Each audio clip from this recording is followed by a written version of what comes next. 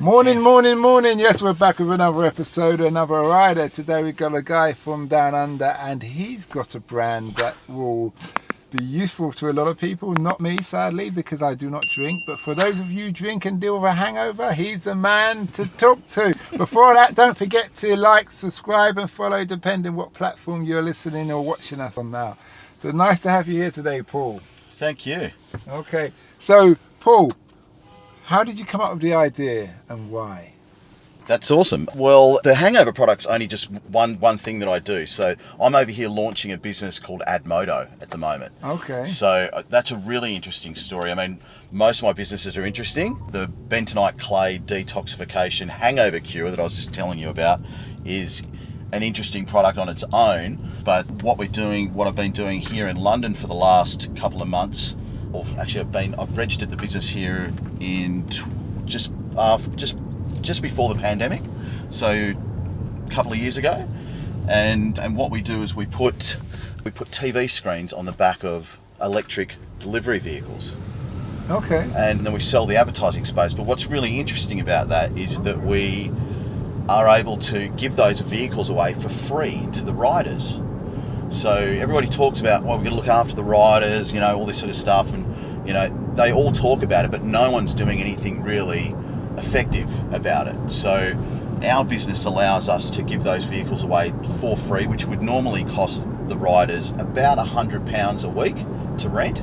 So they get a free vehicle. It's brand new, it's electric, so it's great for the environment. Wait a minute, let me take this slow, just make sure I'm keeping up. Yep. I understand when you said the vehicles, delivery drivers, what kind of delivery drivers? All types of delivery drivers. So the guys that are in central London that are running around on motorbikes, delivering, like Uber Eats and Deliveroo. So where they got the boxes on the back? Correct. So you mount a monitor on there? Yes. So what I've done is I've been involved in the space for about 20 years now. I invented my first illuminated pizza box back in 2000, just before the Sydney Olympics, and that was was a great idea at the time. We manufactured a bike out of China, we sold it all over the world, and I sort of drifted in and out of the business, but I've been full on into it for probably the last 2 years. We've raised over £1 million, put it into the business. We just raised another $1 million last week. And we're in heavy discussions with Deliveroo and Getir on trial. And I think it's $1 billion business. I really do. I think it's going to change the world. I think it's going to help a lot of people do a lot of things that they can't do right now. And it looks like just a box on the back of a scooter with some screens on it, but it's a lot more than that. Yeah, what I was thinking about is, see, like the 7.5 tonners and all of those kind of things, where you have them on the side, because the side is a big panel. So you just have it, if it's illuminated, I don't know how your visual effects of it comes up, but if you had that along the side, then as people pass, it's like a roaming billboard. Exactly, yeah. So what we've done is just done that effectively on the back of a scooter. So, and we can geolocate it. So it's like almost, we call it the Google AdWords for the streets. So if we say, let's say for example, this street, we could zone this as one, we could geofence it as one area, and if you wanted just your ads to play on this road, we could just, the ads turn off and turn on depending on where they are, what time of the day, all types of different things that we can set the parameters for. So it's really pointed advertising for people that want to spend, money outdoor. We can really pinpoint it better than anybody else. Yeah. So if I'm a Chinese restaurant and I work within a certain radius, anything from my location a mile within, it will ping up my adverts. Correct. Yeah, I see what you mean. It's a bit like Bill Gates' house.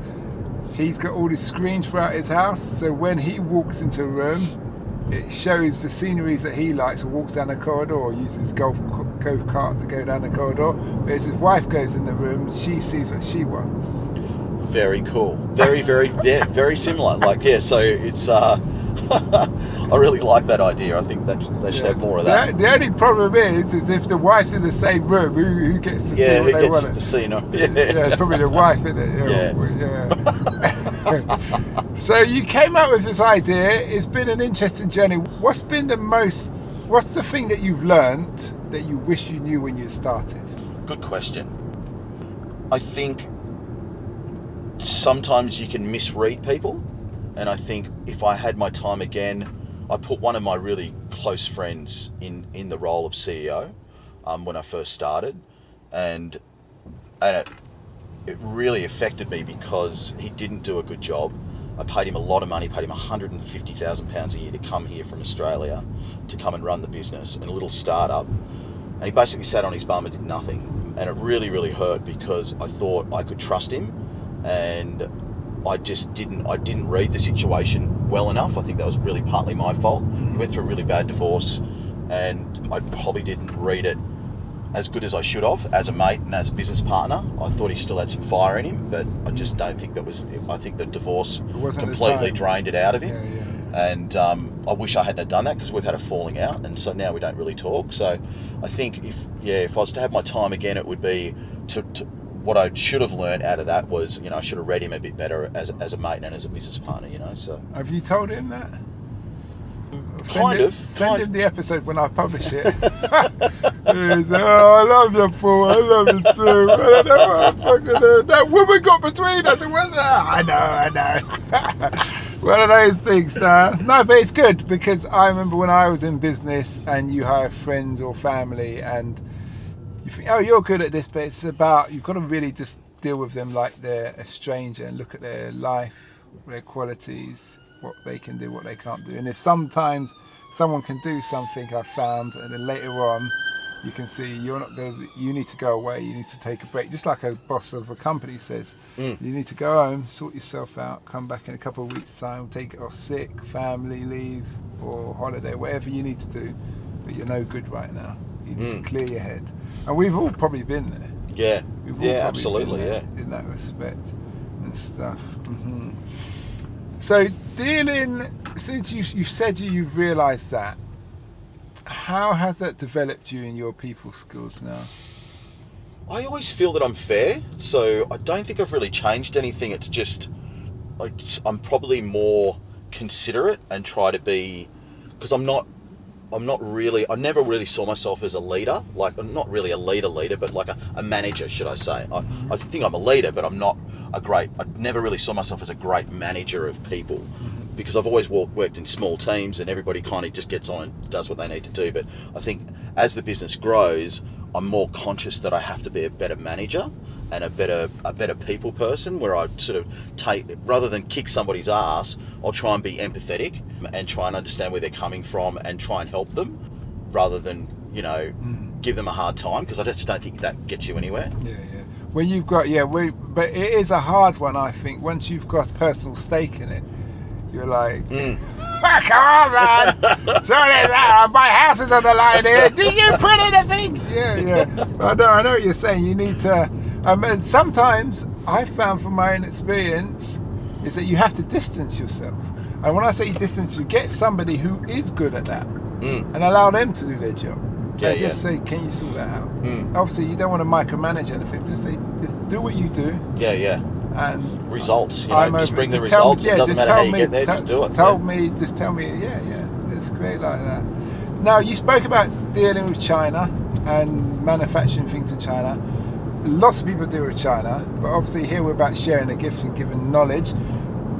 How has it been for you dealing with China and business, getting things made? Some people complain about manufacturing qualities and various different things.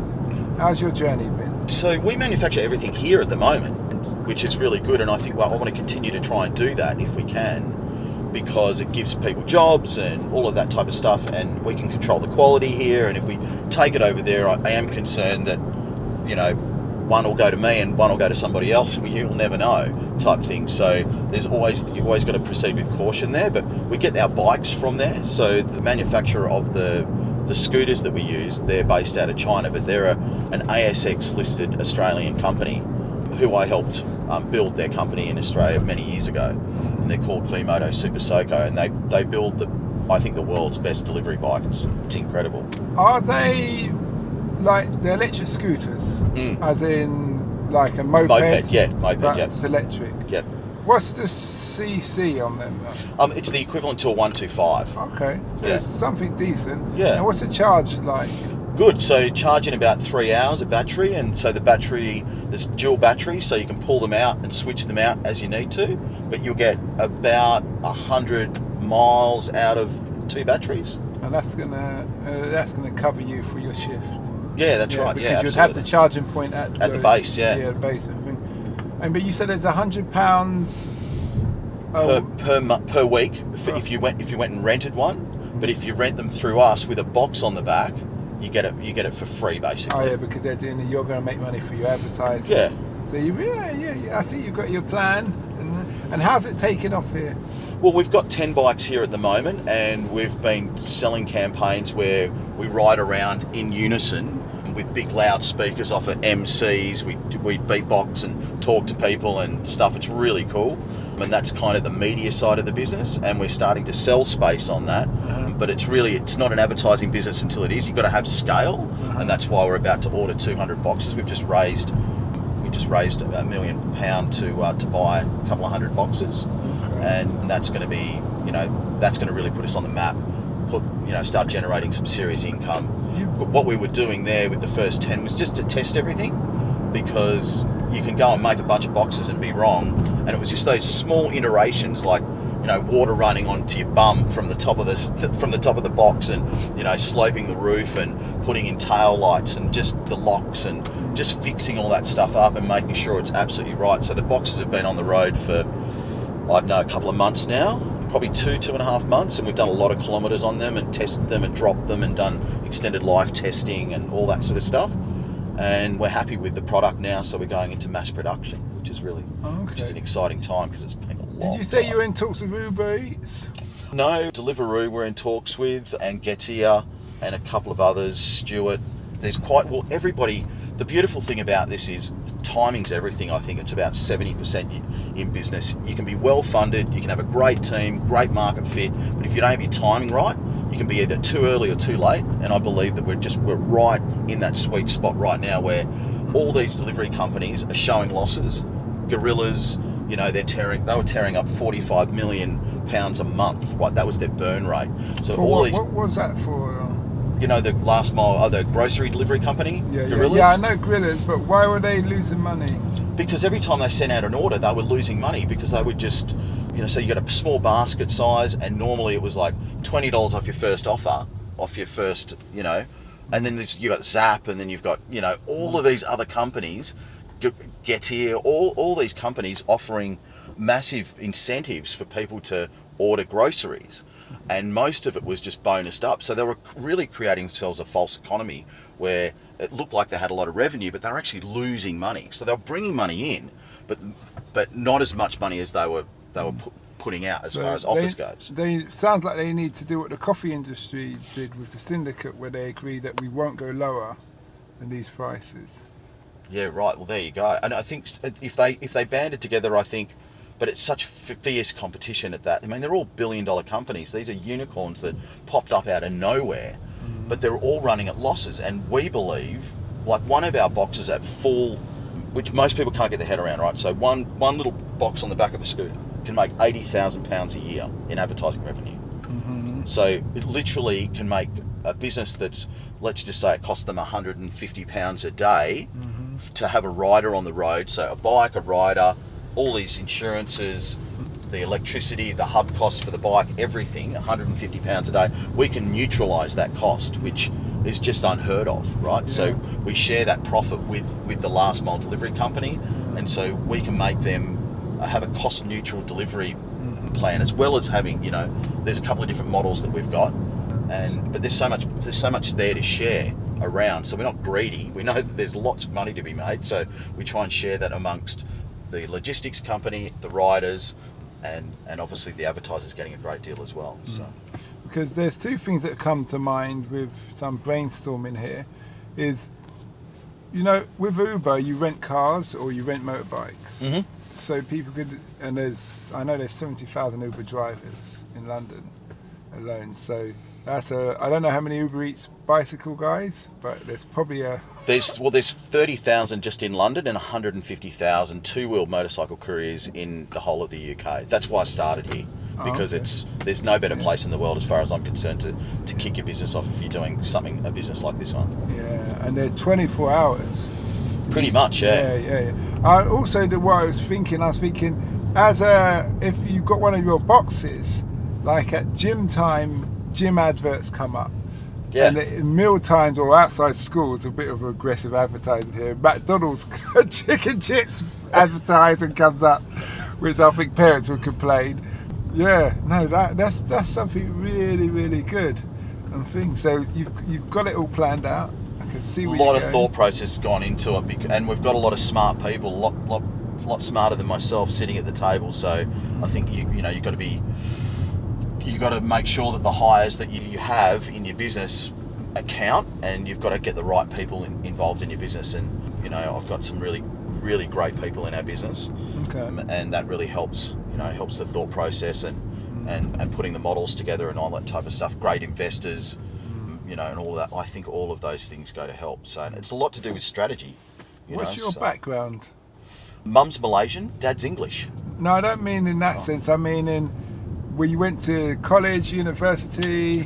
What did you say? I dropped out in end of year 11, and I went straight into the workforce. Basically, one of the first jobs out of school was I worked for a law firm called Marks Healy Sands, and I was an outside clerk for there, and I always had a job doing something that I liked to do that interested me, but I didn't stay there very long. Like, I'd look at the business model, I'd learn it, and then I'd move on. And then I sort of always had my own businesses, and I suppose one of the better things that I did, I was the number one distributor for Nespresso coffee in the world for their commercial grade coffee machine. So I turned it into a vending machine. And I learnt the hard way that Nestle is not a very nice company.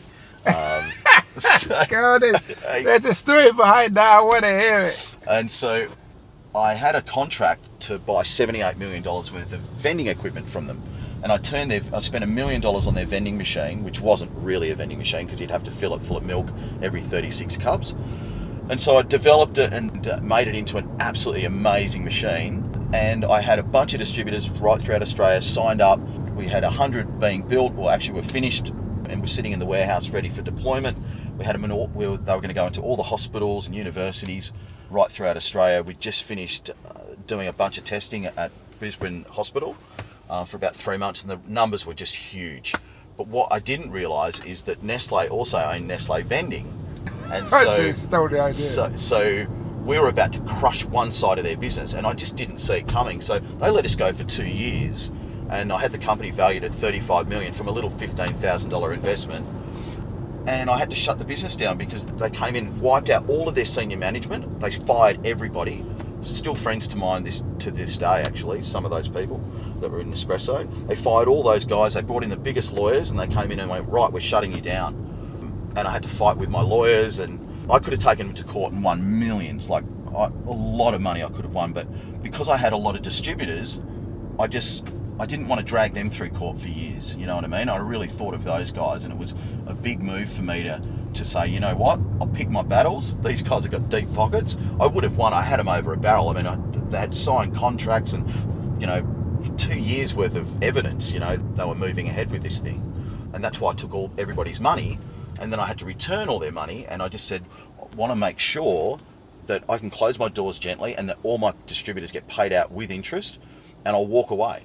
And that's exactly what I did. So I shut the doors on the business. I made sure everybody got paid out plus interest. And I went away and did another little startup and sold that for $15 million. And I got robbed there. It was the weirdest scam I've ever been involved in. I made a Bitcoin ATM booth that you'd walk into and it would frost the door. And it was just a little startup that I did, and sold the first one for $100,000. So the door's clear, you walk in and the door goes frost. Yeah. So you can't see the screen, because if somebody can see your screen on a Bitcoin ATM machine, they can take all of your money. It's not like a normal ATM machine. If they can get your QR code off the front of that machine, or if somebody can see it, they can take all of your Bitcoin. So I came up with this amazing booth. It was gold, and it just looked amazing, actually. And we sold the first one, and then I had interest from a company in Hong Kong who are NASDAQ. They're listed on the NASDAQ.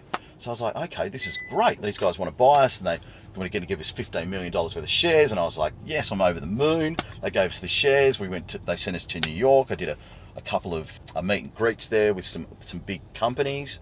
And then they sent us home, and I tried to sell the shares and I couldn't sell them. They were listed on the lower level. It's called the QBC NASDAQ. So it's like a lower level. And no one picked this. Like, I had business partners that were very wealthy, and I just felt something was off the whole time. And so, yeah, I did a deal for $15 million. I couldn't sell the shares. So what happened to the shares eventually? I just threw them in the bin because I couldn't sell them. They were useless. So, and I couldn't work out why they did it. They weren't worth anything. They weren't worth anything. So I thought they were going to pump and dump it, right? So, because you look at it, the shares were at $10, and I was like, wow. So I can, because if it's not listed on the NASDAQ and they're at $10, you think you can just cash out of them, but I couldn't. But surely, what did they get out of it? That's exactly what I was trying to work out the whole time, because you would think normally what they do in these types of scenarios is they would pump the stock, buy something like us, pump the stock up, and then dump it, but then sell out a big chunk at the top. Like GameStop kind of thing. Kind of thing, right? But they didn't even do that. And that's what I was scratching my head the whole time going, who won out of this scam? Like, you've flown me to Hong Kong, you've paid for me to go to New York, you gave me a tiny little bit of money, it wasn't much, and now I just couldn't work it out. It was the weirdest thing I've ever been involved in, actually, to be honest. It was super weird. But, and you learn all these things. A lot of my friends go, oh, this didn't happen, that didn't happen for you. I just look at them all as lessons. Like, I like them. I think, they're just interesting things. And as long as I'm swinging, I'm having a good day. Like, that's just how I operate. As long as I'm out there giving it a red hot go, then I'm a happy camper.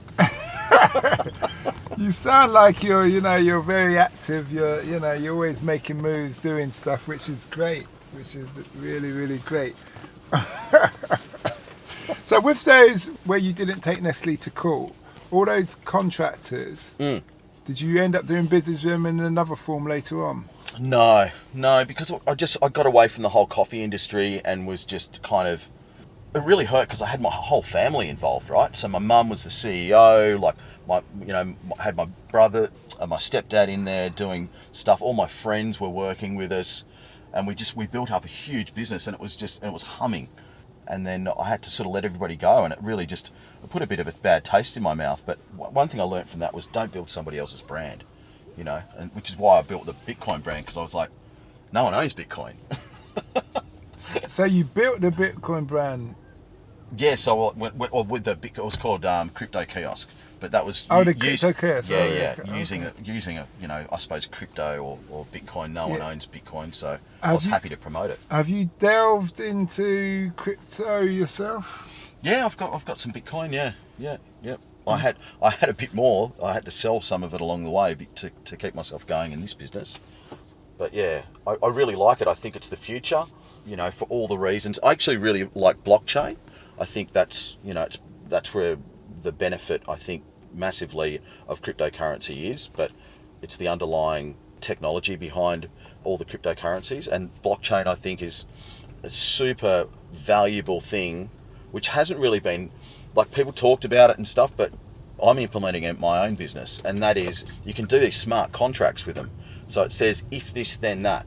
So, for example, instead of making a claim for insurance, right? So let's just say your house is insured, and it says on this smart contract, and it's just code, and it says if 150 kilometre an hour winds pass your house and the roof lifts off it or whatever, it automatically pays you out. So you don't have to put a claim in, right? So it does away with lawyers, it does away with accountants, it does away with a whole bunch of things. All the middlemen that drain the money out of everybody. If this, then that.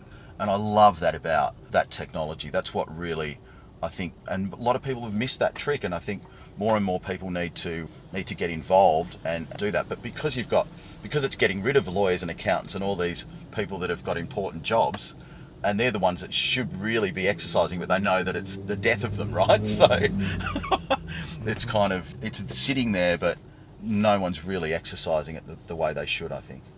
But I'm going to implement it in my business. Okay, that's good. So about this hangover. The hangover cure? Yeah, the hangover cure. Yeah. Tell us about that. So that's called Fresh Start, Detox and Hangover Relief. So what that does is it's got a product called bentonite clay in it. And bentonite clay, you won't hear much about it. Like not many naturopaths know about it. Like a lot of the people, they try and suppress it because it's such an amazing product. Where's bentonite clay come from? A couple of wells around the world. Like we get ours from Mount Montbéliard in France, and that's probably one of the best wells in the world. It's called it's like a multi-mineralite clay, but it's from the core of the earth and it's charged, so it's like volcanic ash, and so it's got a positive charge to it. And most ions and stuff that are in your body have a negative ionic charge. So when it goes into your body, it adsorbs and absorbs. So it gets bigger. You can 1 gram of this will cover the surface area of, say, a football field. Mm-hmm. So it goes into your body and it's inert, right? So it's dirt, so it can't actually stay in your body. So I had 4 pills last night, mm-hmm. and I got home, I was very drunk. I've been drinking all afternoon. And I woke up this morning at 6 o'clock and I was fine. You know what I mean? I was a bit tired, but I wasn't hungover at all. It just goes into the body and it absorbs any sort of toxicity that's running around in there. Mm-hmm. The guy that I knew that discovered it for hangovers was based out of WA, and his wife was having chemotherapy. Mm-hmm. And he had a well of it in Australia, in Geraldton, and he started drawing some out and he gave it to her to help her with her chemo. Because and then I found out later on that they used it in Chernobyl and they put it in chocolate to help people get rid of the radiation from their bones. Right, that's how strong this stuff is. So I wonder what it does for cancer then. I think it's, I think there's a number of things that I think you can do for cancer, and CBD oil, all that sort of stuff, or CBG oil actually, which is the full 160 spectrum, is I think a really good battler for cancer. But I think bentonite clay together with CBG oil and a couple of other bits and pieces that you can take. I take them daily, right? So I take CBD oil every day. I use bentonite clay as often as I can. I put my kids in the bath with it as well, because kids are always on technology and there's a lot of radiation and all that type of stuff. So my kids bathe in it as well. Yeah, it's just such a great product. Okay. So you use it solely for hangovers, but surely from all the other things that it can be used for, how comes you haven't started it like a company based on those other circumstances? So I did. So I was selling it online, and we had it in pharmacies. I had it on TV. We had ads on TV and stuff, but it's really expensive to do that. So I probably tipped in maybe $500,000 of my own money into it. And friends and family's money and all that sort of stuff, and we were turning a profit, but it just became very expensive to keep it on the shelves, mm-hmm. and to keep the advertising going and all that type of stuff, and you really need a big budget to do it.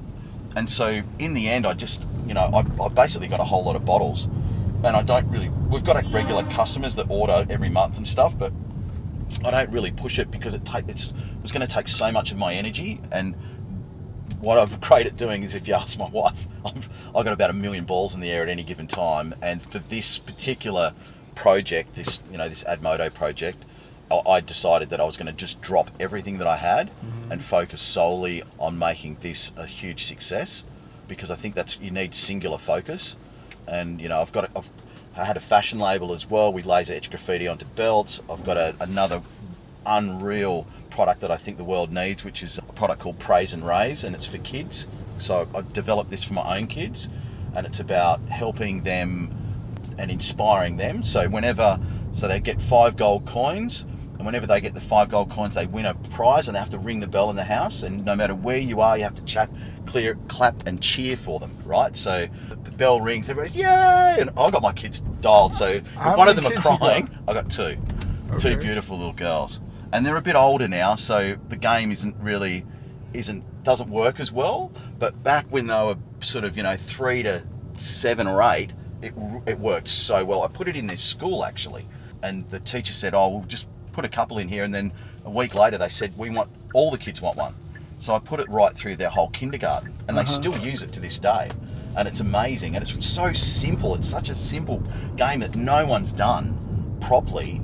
And it helps people with their kids, because you want to motivate them. You want to find a way to reward them for being good, not just always, you can't do this, you can't do that. But whenever you do something good, you should get rewarded. Yeah, I hear. Raising money. You seem like you're an expert when it comes to raising money. Do you want to give us some quick tips on that before we finish up? Okay, I think raising money is easy if you've got the right product. That's what I believe. If you really believe in your product and people can see that it's got legs and that you can execute, I think the money part of it's easy. Like, I think I raised almost $500,000 last week. I wasn't even trying. Like, I mentioned it to a few people, but because they can see how good the business is, I think that's the magic sauce. That's what I would say. And I've never really tried to sell anything to anybody. I like people to ask me, how can I get involved? When can I give you that money? Or I don't like closing people. It's not really my style. I think if you do the right work, like when the student is ready, the teacher will appear. Like, when the student is ready, the teacher will appear. Yeah. I like that. Oh, I like that. That's really good. But in closing, you've been a great guest. We appreciate everything. Remind people, where can they find you? You can find me at admoto.com. So it's ad-moto.com. Or you can hit me up on LinkedIn. It's just Paul Vickery. Paul, Vickery. Paul Vickery. Okay, thanks a lot for that. Now, we appreciate you shared your gift. You shared us a lot of knowledge, and hopefully the listeners will appreciate that and learn from your experience. If the world was standing in front of you, 7.5 billion people, no pressure, and you had to give them some advice, one sentence of advice based on your life experience so far, what would that be? Be kind to one another. That says a lot about your character, because you could have gone down the road of business, that you just went about being nice. And therefore I can see why people are happy to invest in what you do. Awesome. If I had some money, I would, but I don't. Anyway, thanks a lot for that, and we wish you well, my friend. Thanks, mate. Appreciate you. We hope that episode enhanced your life. We post an interview every day, as well as vlogging on our social media channels. Don't forget to subscribe to get our latest episode.